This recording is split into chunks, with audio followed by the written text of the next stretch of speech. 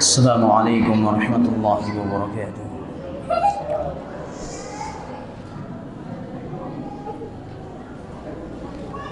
إن الحمد لله نحمده ونستعينه ونستغفره ونعوذ بالله من شرور أنفسنا وسيئات أعمالنا. من يهده الله فلا مضل له ومن يضلل فلا هادي له، وأشهد أن لا إله إلا الله وحده لا شريك له، وأشهد أن محمدا عبده ورسوله. يا أيها الذين آمنوا اتقوا الله حق تقاته ولا تموتن إلا وأنتم مسلمون. يا أيها الناس اتقوا ربكم الذي خلقكم من نفس واحدة وخلق منها زوجها وبث منهما رجالا كثيرا ونساء، واتقوا الله الذي تساءلون به والأرحام إن الله كان عليكم رقيبا. يا أيها الذين آمنوا اتقوا الله وقولوا قولا سديدا يصلح لكم أعمالكم ويغفر لكم ذنوبكم، ومن يطع الله ورسوله فقد فاز فوزا عظيما. أما بعد، فإن أصدق الحديث كتاب الله، وخير الهدي هدي محمد صلى الله عليه وسلم، وشر الأمور محدثاتها وكل محدثة بدعة وكل بدعة ضلالة وكل ضلالة في النار. إخواني وأخواتي yang dirahmati oleh Allah Subhanahu wa taala. Segala puji bagi Allah Azza wa Jalla yang mana dengan nikmatnya segala amal saleh dimudahkan untuk kita dan disempurnakan untuk kita. Sebelumnya mungkin sudah nunggu lama ini akhwat kita, mohon umahat waktunya, dan insyaallah kajian kita sampai menjelang maghrib biidnillahi ta'ala atau sebelum maghrib sudah untuk tidak berbicara, fokus dan konsentrasi untuk mendengarkan. Insyaallah kajian kita pada sore hari ini kita akan membahas pembahasan yang khusus yang tidak ada, insyaallah tidak kalah pentingnya.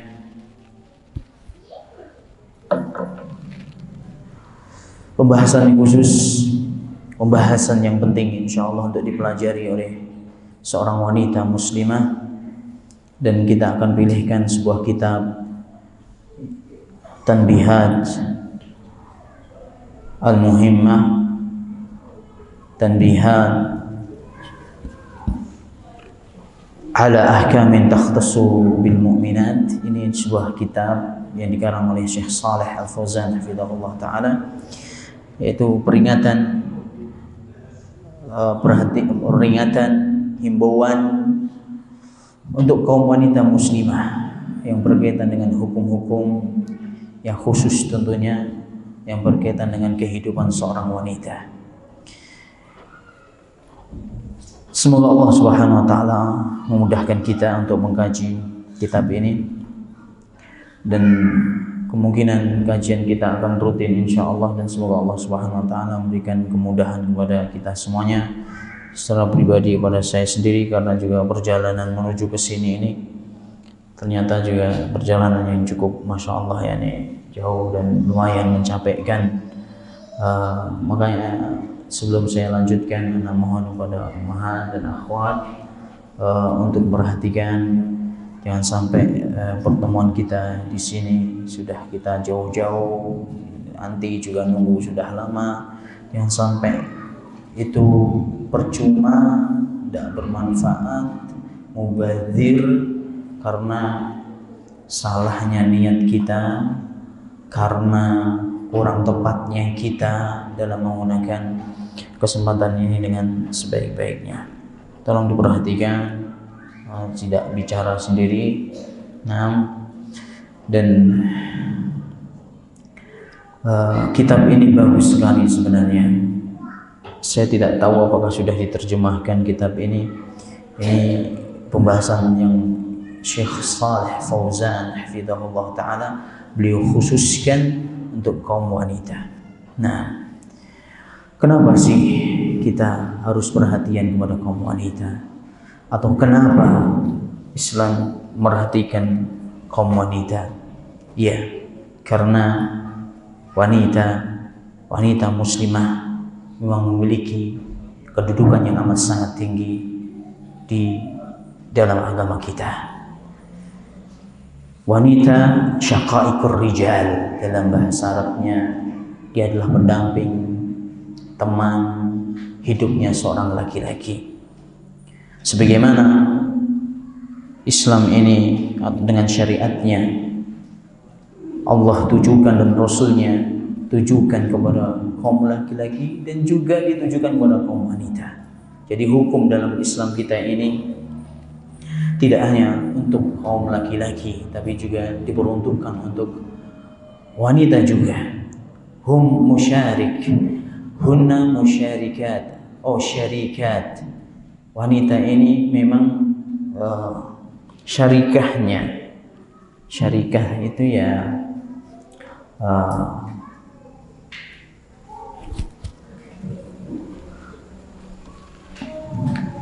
syarikah tidak bisa dipisahkan dari kehidupan manusia. Wanita ini jelas dia senantiasa ikut serta dalam kehidupan ini bersama kaum laki-laki. Makanya hukum Islam tidak hanya ditujukan kepada kaum laki-laki, tapi juga untuk wanita. Lihat saja ayat demi ayat. Allah Subhanahu wa taala berfirman, ya ayyuhalladzina amanu, ya ayyuhalladzina amanu.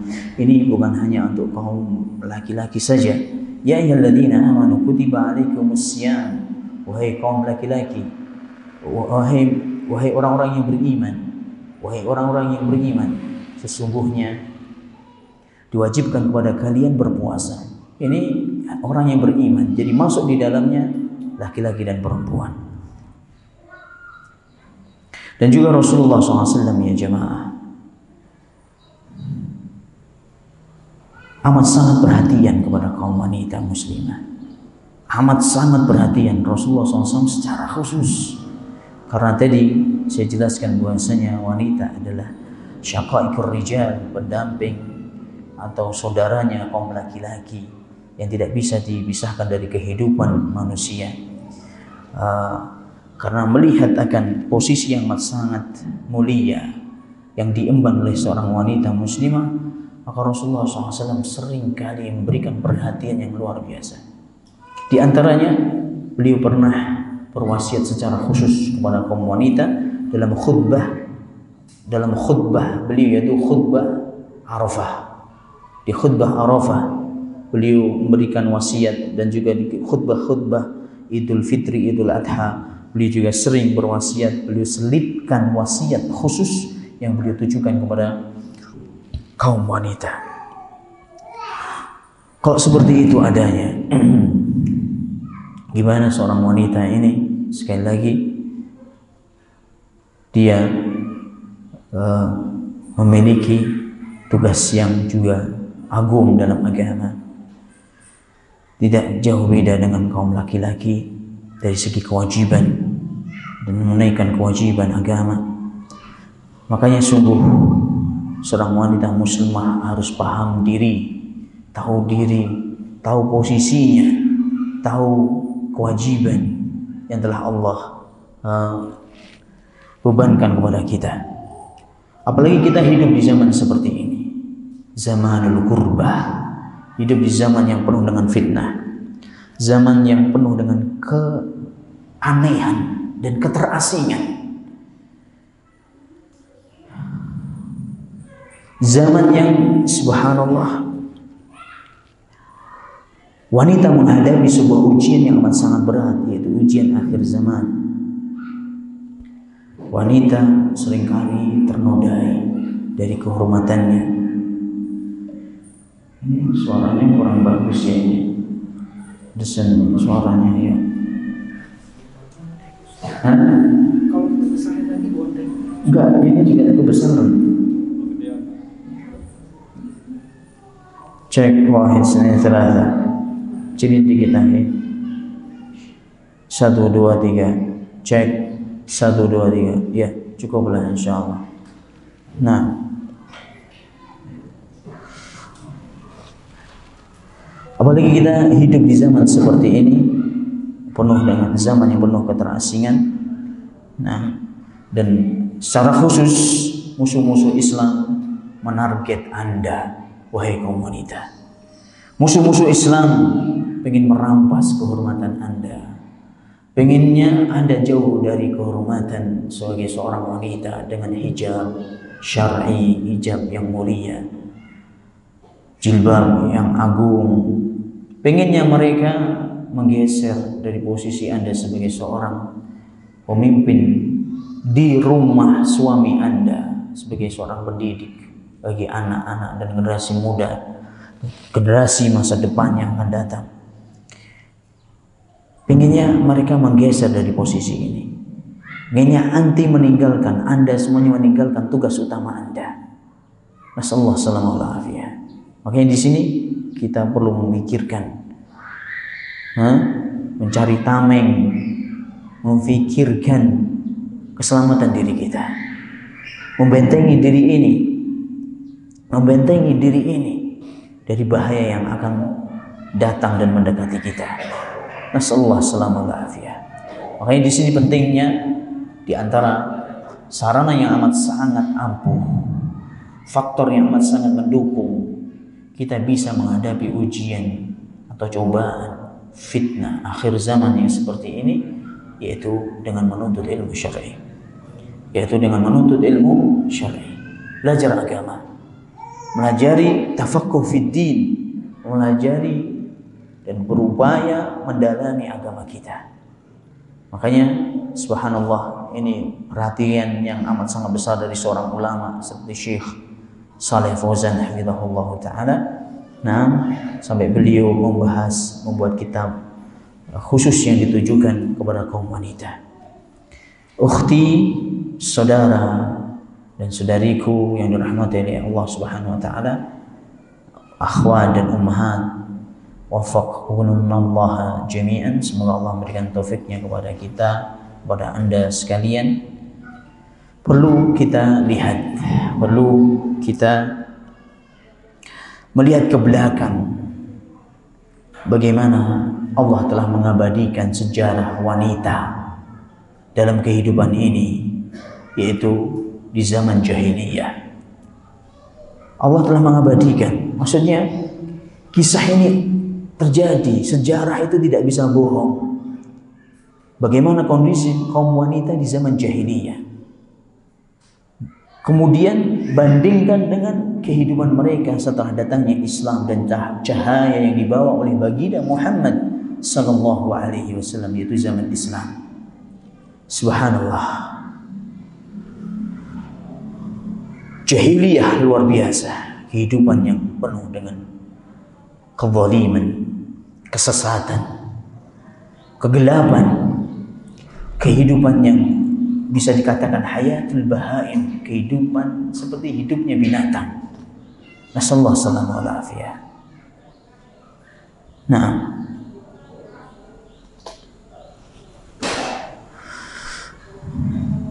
bagaimana kondisi wanita pada waktu itu? Mereka benar-benar hidup dalam kondisi yang sangat memprihatinkan. Sebelum lahir saja mereka sudah benci dengan namanya anak perempuan. Momok itu aib dan celah yang amat sangat berat yang mereka hadapi apabila mendapatkan anak perempuan. Ini orang jahiliyah sebelum datangnya Islam. Benar-benar orang kafir Quraisy ini di Jazirah Arab, ya, secara khusus di Mekah. Orang-orang kafir Quraisy amat sangat benci sekali dengan namanya anak wanita.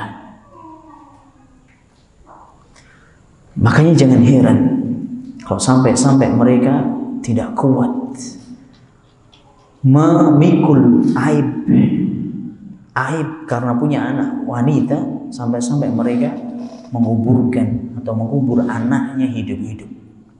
Jadi pernah disebutkan kalau wanita jahiliyah itu mau lahir itu dibawa ke padang pasir. Ini sebagian mereka membawa istrinya ke ke padang pasir. Ketika sudah pembukaan itu sudah ada percikan darah keluar. Ini akhwat insya Allah paham ini, ummahat dah paham maksudnya pembukaan satu. Kok sudah mulai pembukaan itu istrinya dibawa ke pertengahan di tengah-tengah padang pasir. Kemudian si suaminya menggali lubang jemaah. Menggali apa? Lubang, kayak lubang kuburan itu. Kalau lahir perempuan langsung dimasukkan ke dalam lubang tersebut dan dikubur hidup-hidup. Sampai terjadi seperti itu sebagian mereka. Makanya mereka kubur hidup-hidup. Kok seandainya anaknya dibiarkan hidup, maksudnya nggak dibunuh, nggak ditanam hidup-hidup. Kok seandainya anak perempuannya dibiarkan hidup dengan penuh kehinaan dan menanggung celah yang luar biasa, tidak bisa dibayangkan beratnya. Astaghfirullahaladzim. Dan ini diabadikan ya jemaah, ummahat dan akhwat yang dirahmati oleh Allah, dalam Al-Quran, dalam surat An-Nahl ayat 58 sampai 59. Allah abadikan. Nah, Allah abadikan kisah ini.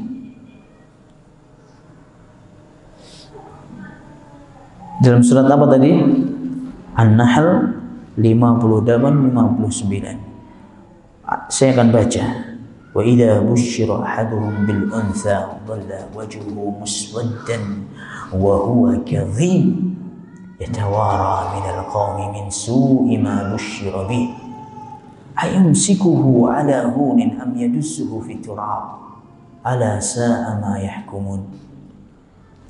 Apabila salah satu di antara mereka itu mendapatkan kabar kelahiran dari anaknya, dan anaknya yang terlahirkan itu anak bayi wanita, langsung berubah wajah mereka hitam atau merah padam wajah mereka. Di sini muswaddan, ini hitam ini karena saking marahnya gitu, merah padam kayak kehitam-hitaman wajahnya. Wa huwa kadhim, dan dia dalam kondisi marah yang amat sangat besar. Yatawara minal qaum, ya Allah ya Rabbi. Ummahat ini, lihat ini, yatawara. Jadi orang-orang kafir Quraisy itu kok punya anak laki-laki, kok punya anak perempuan, itu sembunyi. Kok punya anak perempuan sembunyi di rumahnya atau pergi kemana, yang penting gak dilihat oleh tetangganya, tidak dilihat oleh kaumnya. Min su'i ma busyira bih, sembunyi, malu, biar tidak dilihat oleh kaumnya karena keburukan dari kabar kelahiran anaknya tersebut. Kemudian dia berpikir, ayumsikuhu ala hun, setelah mendapatkan anak wanita perempuan seperti ini, dia berpikir, apakah dia biarin hidup tapi dia menanggung kehinaan, am yadussuhu fi turab, atau dia akan kubur hidup-hidup. Dia kubur, dia tanam dengan tanah hidup-hidup. Ala sa'a ma yahkumun, sungguh amat sangat buruk dari apa yang mereka tetapkan. Amat sangat buruk dari perbuatan yang mereka lakukan. Ya subhanallah, ini tidak main-main jamaah. Jadi yang saya ceritakan tadi, ternyata sejarah berbicara. Ini diabadikan oleh Allah Subhanahu wa taala dalam Al-Qur'an. Jadi nggak bisa mengelak, sudah. Ini benar-benar terjadi di zaman jahiliyah, bagaimana kondisi wanita amat sangat hina sekali. Na'udzubillah min dzalik. Assalamualaikum warahmatullahi wabarakatuh. Wa idzal mau'udatu su'ilat, ini dalam surat At-Takwir. Mungkin kita sering mendengar, bahkan mungkin banyak di antara kita yang sudah menghafal surat ini. Wa idzal mau'udatu su'ilat bi ayyi dhanbin qutilat. Dalam surat At-Takwir ayat 8 sampai 9. Apabila anak-anak wanita dikubur hidup-hidup, apabila anak-anak wanita atau bayi-bayi wanita dikubur hidup-hidup nanti akan ditanya di hari kiamat, kenapa engkau dikubur hidup-hidup? Su'ilat bi ayyi dhanbin qutilat, atas dasar dosa apa kok mereka dibunuh? Ini semuanya akan dimintai pertanggungjawaban nanti di hadapan Allah Subhanahu wa taala. La haula wala quwwata illa billah. Ummahat, saudara dan saudariku yang dirahmati oleh Allah, ingat sekali lagi, apabila si jabang bayi ini terlahirkan dalam kondisi selamat, maksudnya dibiarkan hidup oleh orang tuanya, oleh ayahnya, maka dia hidup dalam kondisi yang amat sangat penuh dengan kehinaan. Aisyatul mahana, kehidupan yang penuh dengan kehinaan. Di antara bentuk kehinaan yang dia tanggung, di antara bentuk kehinaan yang ditanggung oleh seorang wanita jahiliyah, dia tidak mendapatkan jatah dari warisan. Wanita zaman jahiliyah nggak mendapatkan warisan, ummahat. Meskipun hartanya itu banyak, harta warisan orang tuanya itu melimpah, tapi kalau dia anak wanita tidak mendapatkan apa-apa. Meskipun juga si wanita tersebut sudah besar, tumbuh besar, dan dia juga butuh kehidupan, meskipun dia dalam kondisi miskin dan fakir, miskin sekali, padahal ayahnya seorang yang kaya raya, dia tidak akan mendapatkan sedikit pun dari harta ayahnya. Meskipun dia dalam kondisi miskin loh ya, si wanita ini benar-benar butuh, dia tidak mendapatkan. Karena yang mengambil warisan ini hanya kaum laki-laki yang bisa berperang, bukan cuma laki-laki aja. Kalau laki-lakinya kecil, masih kecil-kecil, dia juga nggak mendapatkan jatah warisan ayahnya.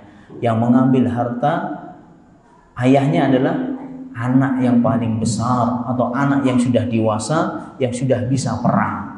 Anak laki-laki yang sudah dewasa, yang bisa berperang, itulah yang mengambil warisannya semuanya. La haula wala quwata illa billah. Kalau laki-laki masih kecil-kecil juga nggak mendapatkan warisan. Bahkan ummahat, jangan kaget, akhwat yang dirahmati oleh Allah, kok wanita ini pada zaman jahiliyah juga seperti barang yang diwariskan kepada orang yang masih hidup. Bayangin, seperti barang diwariskan, bayangin, kayak sepeda motor itu. Wah, ayah kita punya mobil dan motor, akhirnya jadi barang warisan, harta warisan, dibagi untuk ahli waris. Demikian juga wanita ini. Maksudnya gimana Ustaz? Kok umpamanya ini pada zaman jahiliyah ya, ini zaman jahiliyah. Kok ada seorang laki-laki, dia memiliki 3 istri. Ini pada zaman jahiliyah, 3 istri. Dari 3 istri ini, yang punya anak cuman istri yang pertama umpamanya ini, atau istri yang kedua, yang lainnya nggak punya anak, gitu kan. Dan anaknya sudah besar-besar, sudah dewasa dan juga sudah nikah. Jadi anak ini juga mewarisi istri ayahnya selain ibunya tuh ya. Anak ini juga mewarisi istri ayahnya selain dari ibundanya, selain dari ibunya. Istri yang lain, bukan ibunya dia, itu dia warisi juga, bayangin. Jadi kalau ayah saya itu istrinya 3 umpamanya, istri yang kedua dan istri yang pertamanya ibu saya umpamanya, istri yang kedua, istri ketiga itu jadi warisan saya, bayangin. Na'udzubillah min dzalik. Ibu tirinya itu sampai diambil jadikan kayak seperti barang yang bisa diberikan atau dihadiahkan atau diwariskan. Astagfirullahaladzim. Ini benar-benar kehidupan yang sangat zalim, kehidupan yang gelap, kehidupan yang benar-benar puncak kejahilian, kehidupan binatang. Naudzubillah, binatang aja mungkin tidak mau melakukan seperti itu kepada ibundanya atau ibu tirinya paling enggak.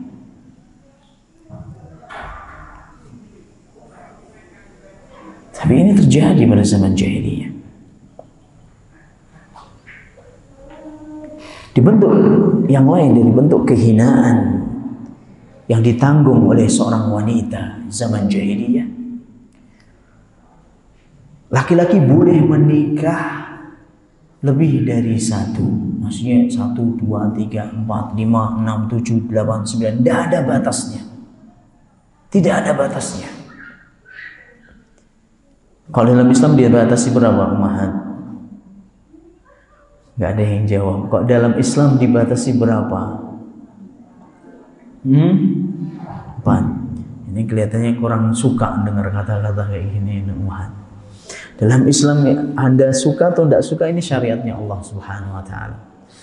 Nah, bukan suka tidak suka Ustadz, ya silahkan saja yang mau ta'adud, yang penting bukan suami saya. Biasanya kayak gitu omongannya Ummahat. Nah, taib, ya suka tidak suka, ya namanya watak seorang atau sifat seorang wanita, ya, kecemburuan itu biasa. Ini dimaklumi. Tidak sukanya bukan karena benci pada syariat, bukan karena cemburu, bukan tidak suka karena kecemburuan. Nah, insya Allah seperti itu, dan itu dimaklumi. Tapi kecemburuan itu tidak bisa mengubah apa? Syariatnya Allah Subhanahu wa Ta'ala. Dalam Islam dibatasi 4. Di zaman jahiliyah tidak ada batasnya. Mau nikah berapapun terserah. Dan astagfirullahaladzim, jangan tanya kondisi mereka ketika dita'adud atau dimadu oleh suami dari kalangan orang-orang kafir Quraisy. Kezaliman mereka dapatkan, ketidakadilan jelas. Ya Allah, hidup serba susah wanita itu pada zaman jahiliyah. Yang lebih mengerikan lagi jemaah disebutkan bahwasanya seorang wanita itu kalau sudah waktunya menikah, gimana caranya? Zaman jahiliyah dikatakan katanya itu dia memasang bendera di depan rumahnya. Entah apalah, entah bendera atau tanda atau apa, ini mungkin seperti bendera atau kain apa di depan rumahnya, dan itu menjadi tanda khusus. Kalau ada di depan rumah seorang, ada tanda tersebut, bendera atau kain di depan rumahnya, ya kayak masang bendera itu orang laki-laki di sekitarnya paham kalau di dalam rumah tersebut ada seorang wanita yang siap dinikahi.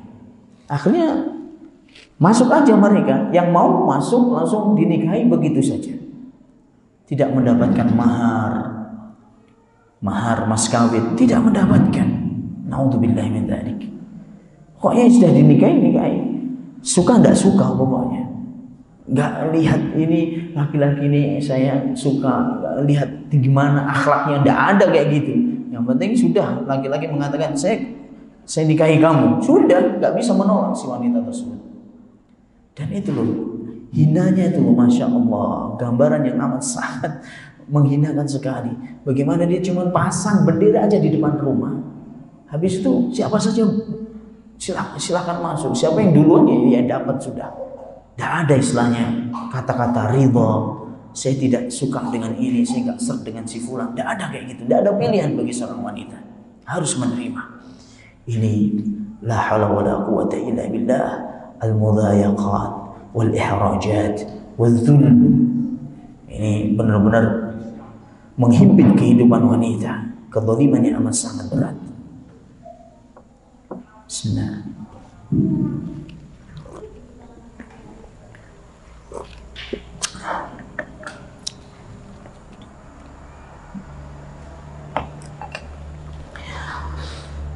Ini di zaman jahiliyah. Bagaimana zaman Islam? Masya Allah. Bandingkan sekarang dengan zaman Islam.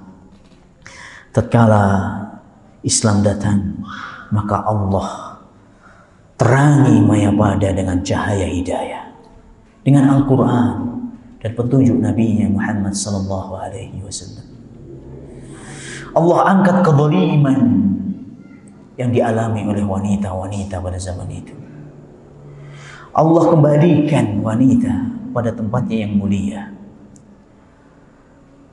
Allah kembalikan wanita dan menganggapnya sebagai wanita atau sebagai bagian dari manusia. Manusia yang sempurna, bukan bagian dari manusia. Benar-benar wanita adalah seorang manusia yang harus diperhitungkan, yang berhak untuk mendapatkan haknya dan juga mendapatkan mengemban kewajiban dan tanggung jawab. Allah Subhanahu wa taala berfirman dalam Al-Qur'an dalam surat Al-Hujurat ayat 13, ya ayyuhan nasu inna khalaqnakum min dzakarin wa untha. Wahai sekalian umat manusia, sesungguhnya kami telah menciptakan kalian dari jenis laki-laki dan perempuan. Jadi benar-benar dihargai sekali wanita ini.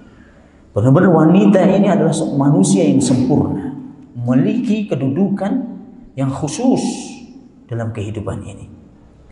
Fadzakara subhanahu, maka Allah Subhanahu wa taala menyebutkan di sini bahwasanya wanita adalah pendamping laki-laki. Pendamping laki-laki.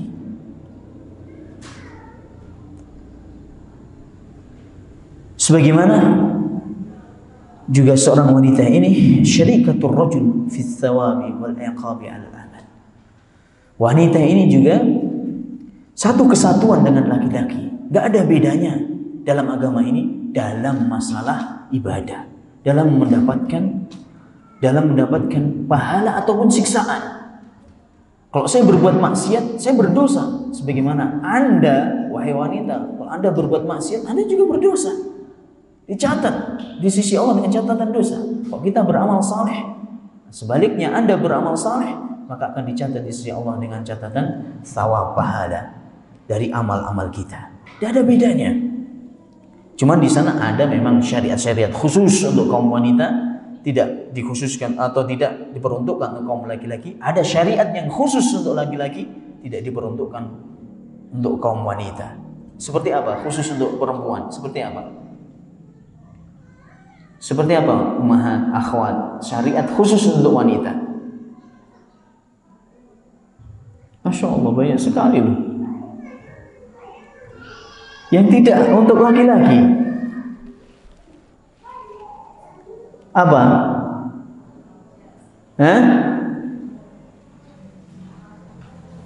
Yang Anda pakai sekarang ini loh. Hijab.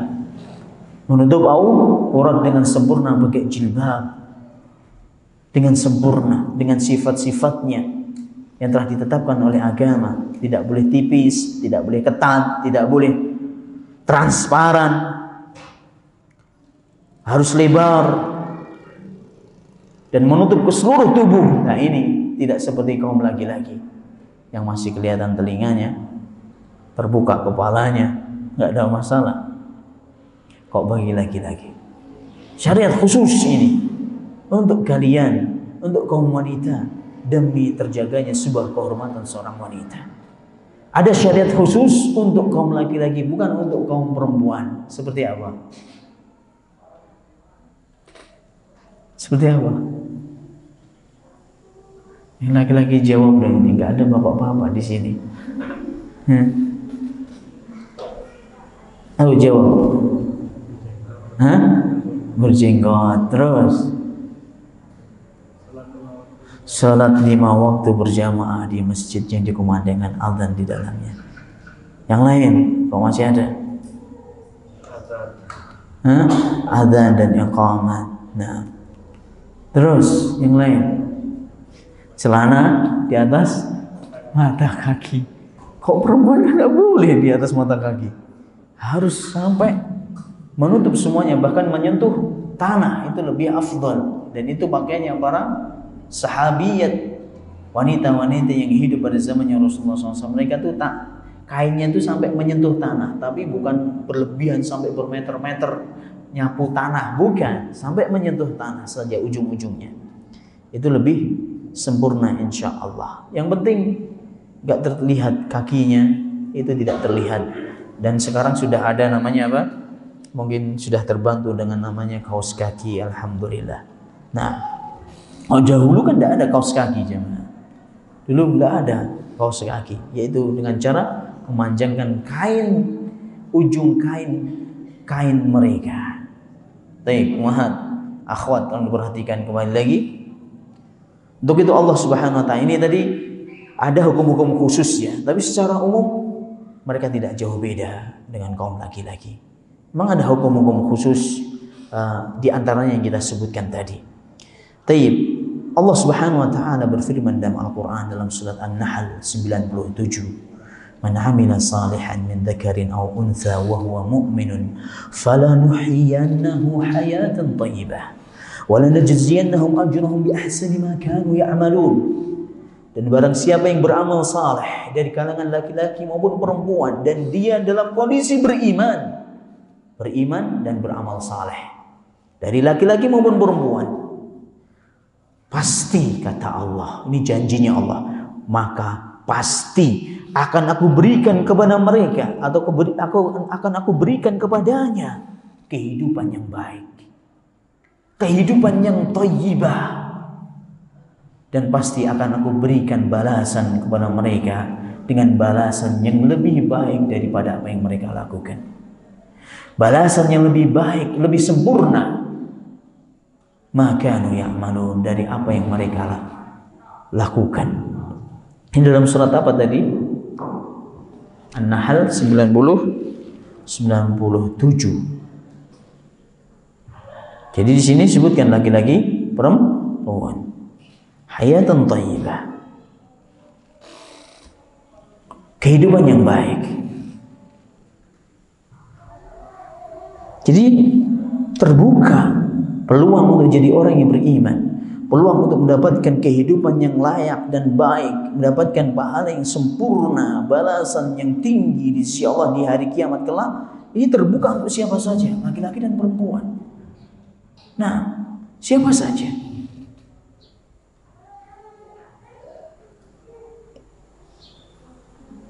Dan Allah Subhanahu wa taala sebaliknya juga memberikan ancaman, liyu'adziballahu al-munafiqina wal munafiqat wal musyrikina wal musyrikat. Pasti Allah juga akan mengazab orang-orang munafik dari kalangan laki-laki ataupun munafik dari kalangan perempuan. Orang-orang musyrik laki-laki atau musyrik perempuan, mereka juga akan diazab oleh Allah Subhanahu wa taala. Yang berbuat saleh, beramal saleh, dilandasi dengan keimanan, akan mendapatkan jaminan kebaikan di sisi Allah, siapapun orangnya, laki-laki maupun perempuan. Nah, dan juga Islam, dia adalah bagaimana kemuliaan yang Allah berikan kepada kaum wanita. Dengan Islam ini Allah memberikan jatah warisan bagi kaum wanita yang dulunya tidak mewarisi sama sekali, haknya dirampas oleh saudaranya laki-laki atau ahli waris yang laki-laki, dan mereka sedikit pun tidak mendapatkan. Islam berikan jatah, meskipun jatahnya separuh dari jatah kaum laki-laki. Nanti kita akan jelaskan kenapa seperti itu. Dijelaskan, nanti kita akan jelaskan kenapa jatah laki-laki lebih banyak daripada jatah perempuan. Nah, insyaallah kita akan jelaskan biidznillah taala. Allah Subhanahu wa taala berfirman dalam surat An-Nisa ayat 19, ya ayyuhalladzina amanu la yahillu lakum an tarithun nisaa karha. Wahai orang-orang yang beriman, tidak halal bagi kalian, tidak halal bagi kalian untuk mengambil harta-harta wanita kalian secara paksaan, mengambil hak mereka secara paksa. Tidak halal bagimu wahai kaum laki-laki mengambil haknya wanita, mengambil hartanya seorang wanita dengan secara paksa. Ini larangan dalam agama.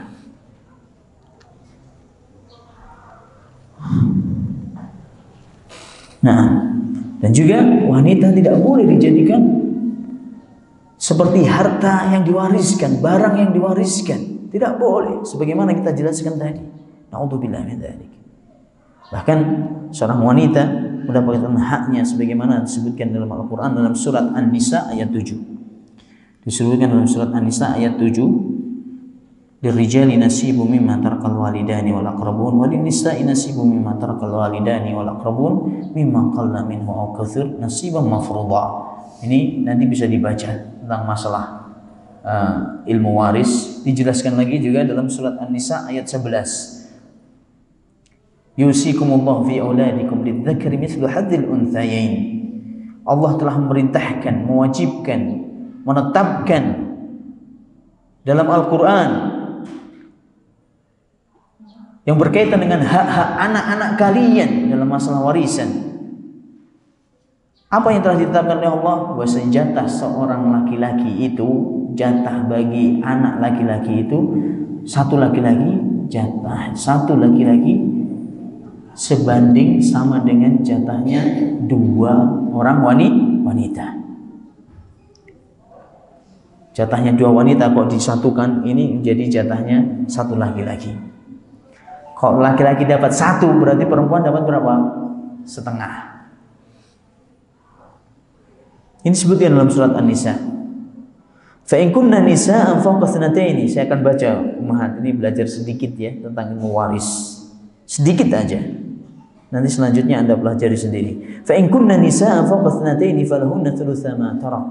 Kalau ahli warisnya ini seorang wanita yang jumlahnya dua atau lebih, dua wanita, dua anak wanita atau lebih, 3, 4, maka dia mendapatkan 2/3 harta. Kalau ahli waris yang ditinggalkan si mayit ini seorang wanita, jumlahnya 2 lebih, 2 ke atas, 2, 3, 4, tapi wanita semuanya, dia mendapatkan 2/3 harta. Kalau ahli warisnya ini seorang wanita, anak perempuan, dan dia cuma satu, anaknya anak tunggal, satu saja, dan perempuan lagi gitu. Kalau anaknya cuma satu dan dia perempuan, maka dia mendapatkan falaha nisf, maka baginya, bagi si anak perempuan ini separuh harta. Masya Allah, banyak sekali loh ini. Tapi kalau nggak ada anak laki-laki loh ya, kalau dia sendirian, cuman ahli warisnya tuh anak perempuan satu saja, ini mendapatkan separuh dari harta ayahnya atau orang tuanya. Masya Allah, Allah muliakan, Allah berikan jatah dia. Kalau dia seorang istri juga mendapatkan lagi. Nanti ada pembahasan lagi dalam ayat selanjutnya. Ummahat yang dirahmati oleh Allah, akhwat barakallahu fikunna, kalau Anda, antunna semuanya pengen melajari ilmu waris, tolong dicatat, tolong dibaca surat An-Nisa ayat 11. An-Nisa ayat 12, An-Nisa ayat 176. Tiga ayat saja. Kalau kita pengen tahu cara pembagian harta warisan, pahami benar, kalau perlu dihafal ayat ini. 3 ayat dari surat An-Nisa. Ayat berapa tadi? 11, 12, 176. 176 itu ayat yang terakhir. Ayat yang terakhir 67 atau 76? 76. Itu ayat yang terakhir. Jadi harta warisan ini atau pembagian harta warisan ini, ummahat yang dirahmati oleh Allah, saudara dan saudari yang dirahmati oleh Allah, ini pembagiannya langsung disebutkan dalam Al-Quran. Tidak ada dalam hadis satu pun, tidak ada pembagiannya. Jatah-jatahnya itu berapa, 1/4, 1/3, 1/6, itu tidak ada disebutkan dalam Al-Quran. Disebutkan dalam hadis. Semuanya sudah disebutkan secara terperinci, jelas, terang benderang dalam Al-Quran. Apa hikmahnya? Biar kita tidak berselisih lagi dalam masalah harta ini. Karena bicara masalah harta, pusaka, harta warisan, duit, ya kan, harta benda, ini sensitif sekali. Seringkali terjadi apa yang terjadi, mungkin Anda juga dah tahu sendiri, sampai membunuh kakak, membunuh adiknya, adik membunuh kakaknya, anak membunuh orang tuanya, orang tua membunuh anaknya hanya gara-gara apa? Harta warisan. Na'udzubillah min dzalik. Nasallahu alaihi wasallam. Astagfirullahaladzim. Makanya Allah tidak menginginkan ini. Allah sudah tahu benar wataknya manusia. Makanya Allah tetapkan langsung dalam apa? Al-Quran. Tadi disebutkan dalam surat An-Nisa 11, 12 dan 176. Adapun dalam masa hubungan suami istri, ini penting sekali. Tapi bapak-bapaknya nggak ada di sini, ngomong anaknya di luar, ya dah tidak apa-apa. Tapi masih ada yang bawa anak-anak juga ini, bapaknya kemana ini? Nah, adapun masalah hubungan suami istri, lihat ini. Allah memberikan wasiat kepada kaum laki-laki. Dengarkan ummahat. Ini tolong disampaikan kepada suami-suami Anda dalam surat An-Nisa ayat 19. Ini dalam masalah hubungan, kalau si wanita ini dia posisinya sebagai seorang istri, Allah berwasiat kepada kaum laki-laki, wa ashiruhunna bil ma'ruf. Wa ashiruhunna bil ma'ruf. Dan pergaulilah kaum wanita ini dengan cara yang baik. Pergaulilah mereka, istri-istrimu ini dengan cara yang baik. Ini pesan Allah Subhanahu wa taala. Surat An-Nisa 19. Dan ketika mereka dinikahi, tatkala mereka mau dinikahi, maka tidak halal untuk dinikahi kecuali harus dibayar apanya? Dibayar apanya? Maharnya. Dan harus benar-benar ridha sama ridha. Dengan benar-benar keridhaan si wanita. Ya, saya ridha dengan mas kawin itu. Bukan karena terpaksa. Karena mas kawin ini haknya si wanita. Tidak ada sangkut pautnya, nggak ada hubungannya dengan orang tua atau ibu atau ayah. Tidak. Ini mutlak haknya seorang wanita. Disebutkan dalam Al-Quran dalam surat An-Nisa ayat 4. Wa atun nisaa saduqatihinna nihlah. Wa atun nisaa saduqatihinna nihlah. Fa in tibna lakum an syai'in minhu nafsan faquluhu hani'an mari'a. Wa atun nisaa saduqatihinna nihlah, dan berikanlah kepada kaum wanita mahar-mahar mereka, mas kawin mereka sebagai bentuk pemberian dari engkau secara tulus dan ikhlas. Ini juga mas kawin juga nggak bisa dipaksakan antara sebelah pihak atau kedua belah pihak, nggak bisa. Harus benar-benar karena ridha, ikhlas. Nah, tanpa beban yang berikan, yang memberikan calon suami juga tidak terbebani, ikhlas, siap dengan apa yang diminta oleh si wanita. Si wanita pun juga tidak terpaksa dalam menerima mas kawin tersebut. Ini tidak bisa dipaksa-paksa. Makanya keliru, tolong ini ummahat, akhwat, dengarkan. Saya dengar kasus banyak ya. Ini si wanita dikompor-kompori sama ibunya. Tolong dengarkan ummahat ini. Dikompor-kompori sama ibunya untuk minta tambahan. Tambah ini, tambah itu. Padahal dia sudah ridho sebenarnya dengan pemberian atau mas kawin yang telah ditetapkan oleh suaminya. Sudah ridho. Tapi di kanan kirinya bisikin begini begitu. Ini tidak benar. Ini tidak baik, tidak layak. Kalau Anda sudah rela, ridho dengan itu, sudah, terimalah. Nah, fa in tibna lakum an syai'in minhu nafsan fakuluhu hani'an mari'a. Apabila istri-istri kalian setelah menerima mas kawin ya, ini setelah nikah ini ya, apabila istri-istri kalian memberikan sebagian dari mas kawin tersebut untukmu, untuk makan sehari-hari setelah menikah, untuk modal, untuk usahamu, Masya Allah. Ini terjadi setelah nikah, mas kawinnya dikembalikan kepada suaminya buat modal katanya.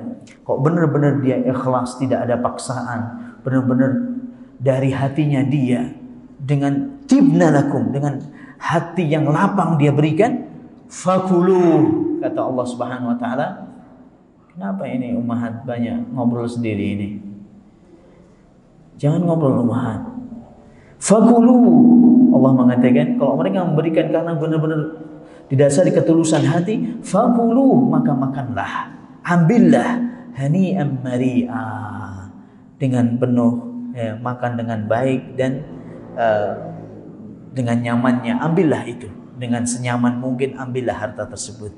Nah, subhanallah, gak cuman itu jamaah yang dirahmati Allah, ini pembahasannya terakhir. Allah Subhanahu wa taala membebani kaum wanita.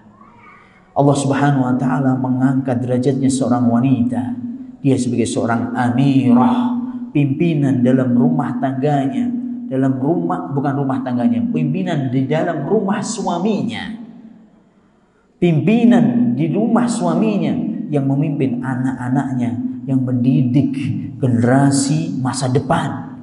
Al-ummu madrasatun in a'datta sya'ban tayyibal a'raq. Seorang ibu itu adalah madrasah apabila engkau didik dan siapkan seorang wanita yang handal dan kuat, yang bagus, kepribadian seorang wanita yang mulia, memiliki kepribadian wanita muslimah yang mulia, maka sesungguhnya kita telah menyiapkan sebuah madrasah, sekolah untuk anak-anak kita, generasi masa depan. Karena Allah mewajibkan seorang wanita untuk mendidik anaknya. Sebutkan dalam hadis yang sahih, Rasulullah SAW bersabda, al-mar'atu ra'iyatun fi baiti zawjiha wa mas'ulatun an ra'iyatiha. Dan seorang wanita, dia pemimpin di rumah suaminya, dan dia akan ditanya di sisi Allah dari apa yang dia pimpin, yang dia urusi dari anak-anaknya. Makanya ummahat, akhwat yang dirahmati oleh Allah, awal sebuah kerusakan masa depan anak kita, awal kerusakan sebuah generasi masa depan, rusaknya generasi masa depan diawali rusaknya ibu-ibu mereka atau rusaknya calon ibu mereka. Makanya sekarang ini eksploitasi, penjualan wanita itu kayak barang dagangan dijual. Coba lihat aja jemaah, coba lihat aja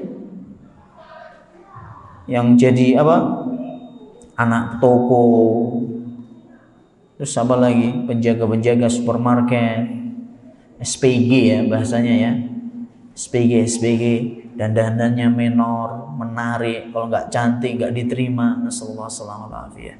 Bahkan sebagian SPG ini dilarang, penjaga-penjaga supermarket ini dilarang untuk pakai jilbab. Kok boleh pun ya jilbabnya kayak jilbab untuk berenang itu ya. Astagfirullahaladzim. Ini tujuannya untuk merusak wanita sendiri. Tujuannya tidak bukan untuk merusak generasi masa depan. Dan ini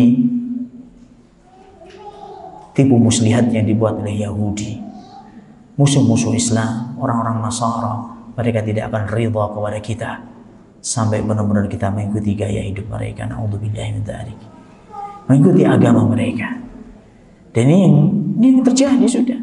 Dan mereka menang. Jujur aja, mereka menang dalam hal ini. Mereka menginginkan wanita jauh dari kemuliaannya, jauh dari hijabnya. Nasallallahu salamah al-afiyah. Ini apa yang kita bahas, apa yang bisa kita bahas pada sore hari ini. Ini baru muqaddimah tadi, perbandingan antara wanita jahiliyah dengan wanita Islam, dan insya Allah kita akan teruskan pembahasan selanjutnya. Apa sih yang diinginkan musuh-musuh Islam dari kaum wanita, kaum muslimin? Insya Allah kita akan bahas pada pertemuan selanjutnya biidnillahi ta'ala. Nah, nanti sampai pembahasan masalah fikih, masalah perhiasan wanita, tentang hukum-hukum masalah sholat, masalah hijab, masalah taharah. Nah, sampai ke situ nanti pembahasannya insyaallah taala. Nah, ada yang bertanya? Satu atau dua silakan. Gak ada yang bertanya. Anak jauh-jauh ke sini gak ada yang nanya. Masya Allah, alhamdulillah. Masya Allah, nggak tahu ini paham nggak yang anak bahas tadi ya? Silakan dibuang ke depan kan, kalau mau tanya. Alhamdulillah kok gitu cepat ditutup, anak pengen istirahat juga. Masya Allah. Ada yang bertanya enggak ini ummahat? Ditunggu, tafadhal. Tafadhal ya.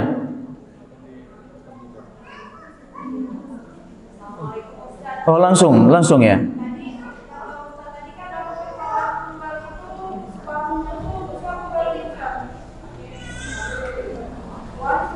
Iya.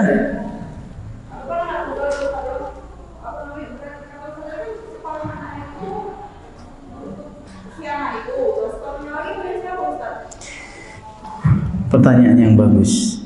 Ustaz, anaknya kan cuma satu, wanita. Kan dia dapat separuh, ya kan? Gitu kan? Kalau dia punya paman, umpamanya ada seorang laki-laki meninggal dunia. Meninggal dunia, meninggalkan gadis satu, terus sama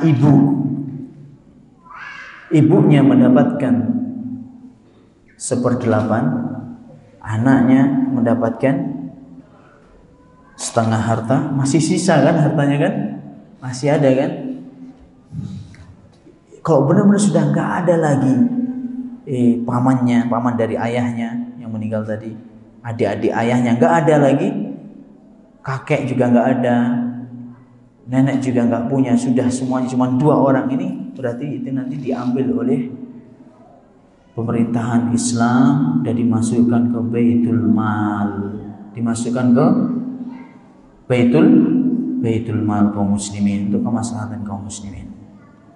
Nah, tapi biasanya jarang ya seperti ini, biasanya masih punya paman. Kalau paman berarti pamannya yang mengambil sisa dari pembagian harta tersebut. Taib, jelas ya ukhti?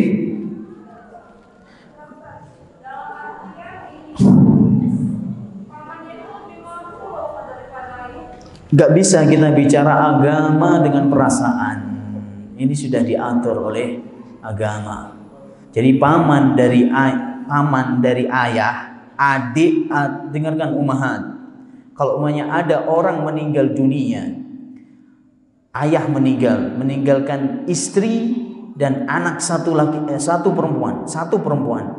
Kan di situ masih ada sisa harta. Dan meninggalkan juga, dan ayahnya tersebut dia memiliki saudara laki-laki, baik adiknya atau kakaknya si ayah tersebut yang meninggal tadi. Tolong perhatikan ummahat. Berarti sisa hartanya diambil oleh pamannya, omnya, adik atau kakak ayahnya tadi, ayah yang meninggal. Itu sudah diatur dalam agama. Enggak boleh pakai perasaan. Loh, kan paman saya lebih mampu dari, enggak bisa kayak gitu. Ini aturan agama. Kalau Anda pengen hartanya diberkahi oleh Allah, ikuti pembagian yang telah ditentukan oleh Allah. Saya sudah jelaskan tadi kenapa harta warisan ini tidak dibagi oleh Rasulullah. Saya sudah jelaskan tadi. Dan cuman disebutkan dalam 3 ayat. Surat apa tadi? Nisa 11, 12, 176. Cuman 3 itu. Karena Allah tahu biar tidak terjadi konflik, biar tidak terjadi perkara-perkara yang tidak diinginkan, maka Allah Subhanahu wa taala urusin sendiri pembagian warisan tersebut. Kan Allah Maha tahu akan sifat dan watak manusia. Ini ada pertanyaan keluarga serta tim Majelis Ilmu Pagar Alam Salam rahmatullah taala. Pertanyaan, amin ya Rabb. Bagaimana jika istri telah menolak poligami, membenci pria tersebut karena telah berulang kali diselingkuhi suaminya, Ustaz? Apa yang harus dilakukan agar dapat lembut hati si istri, agar dapat legowo menerima syariat agama poligami? Proses untuk poligami saya kira nggak semudah membalikkan tangannya. Jadi syarat-syarat untuk poligami ini juga, poligami adalah syariatnya Allah, nggak boleh kita tolak. Tapi di sana juga ada syarat-syarat yang dipenuhi seorang laki-laki. Pertama apa? Dia harus bisa bersikap adil. Dan dia menikah lagi, poligami tujuannya untuk menjaga kehormatannya, menjaga kehormatan dirinya. Dan dia mampu untuk melakukan itu dari segi finansial, dari segi waktu, dari segi kekuatan biologis, finansial mencukupi, dan dia ini tujuannya untuk menjaga kehormatan dia, tidak terjatuh pada perbuatan zina. Ini yang paling penting. Bukan kayak ngomong, asal ngomong saja, ngobrol dengan laki-laki poligami, ya poligami. Kayak apa istilahnya ini? Model-model sekarang ini banyak laki-laki cuman karena dekat dengan orang-orang yang suka ngobrol dengan poligami, akhirnya dia terpancing poligami dan paham tujuannya dari poligami tersebut.